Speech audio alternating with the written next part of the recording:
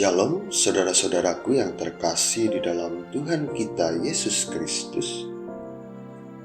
Bagaimana kabar saudara?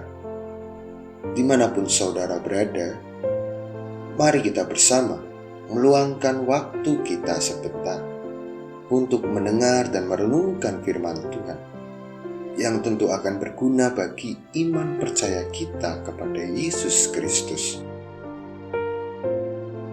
Saudaraku yang terkasih di dalam Tuhan, pada kesempatan hari ini, renungan terambil dari Yohanes 13 ayat 34. Demikian firman Tuhan.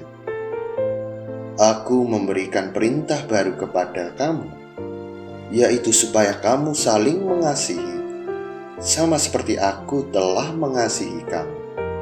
Demikian pula, kamu harus saling mengasihi.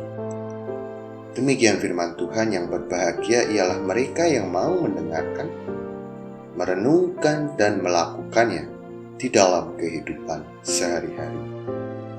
Beberapa waktu yang lalu, tepatnya pada tanggal 1 Oktober 2022, dunia sepak bola Indonesia sedang berduka. Telah terjadi tragedi kerusuhan di Stadion Kanjuruhan. Kekacauan ini terjadi pada saat laga Arema FC melawan Persebaya di Stadion Kanjuruhan. Diawali atas kekalahan Arema Malang atas Persebaya yang diakhiri dengan skor 2-3, di mana kekalahan Arema di kandangnya sendiri memicu aksi tidak terima dari Aremania yang merupakan pendukung Arema FC. Suasana menjadi semakin mencekam dan bentrok antar supporter pun tidak bisa terhindarkan, sehingga aparat yang kewalahan dan kekurangan pasukan mengambil langkah untuk menembakkan gas air mata ke arah tribun penonton. Saudara-saudaraku yang terkasih, dari kekacauan dan berita yang ada tentang kedukaan kita atas sepak bola di Indonesia, saya di sini tidak ingin membahas siapa yang benar dan siapa yang salah.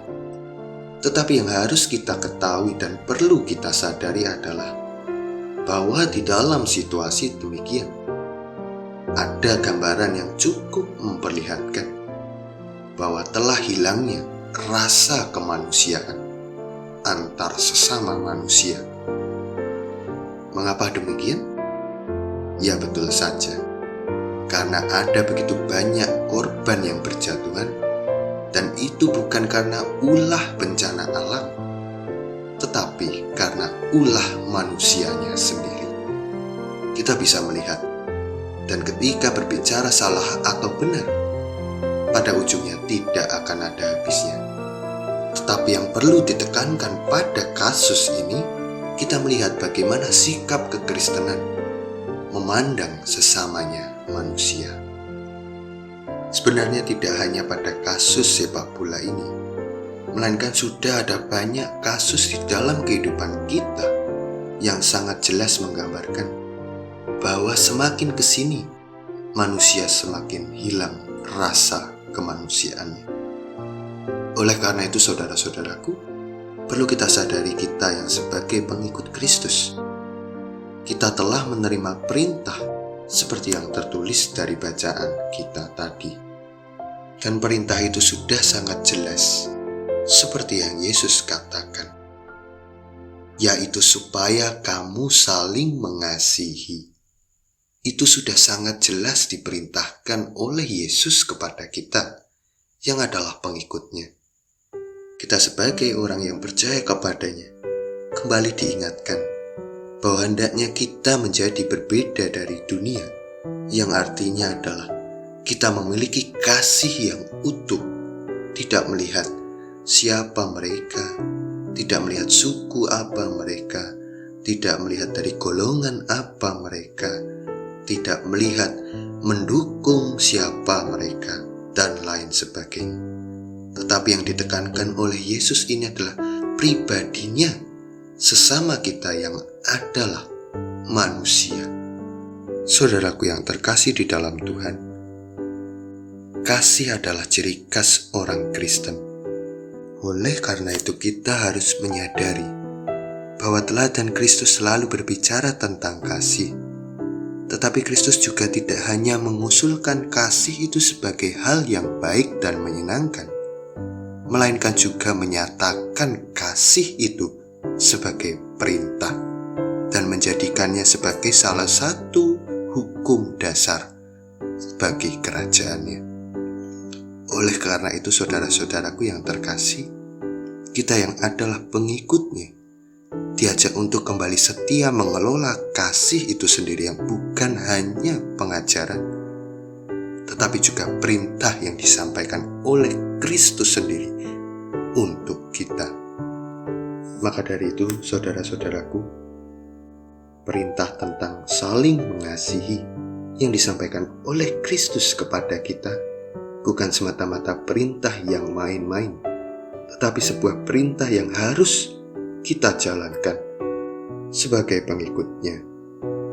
Mengasihi tidak setengah-setengah, tetapi secara utuh.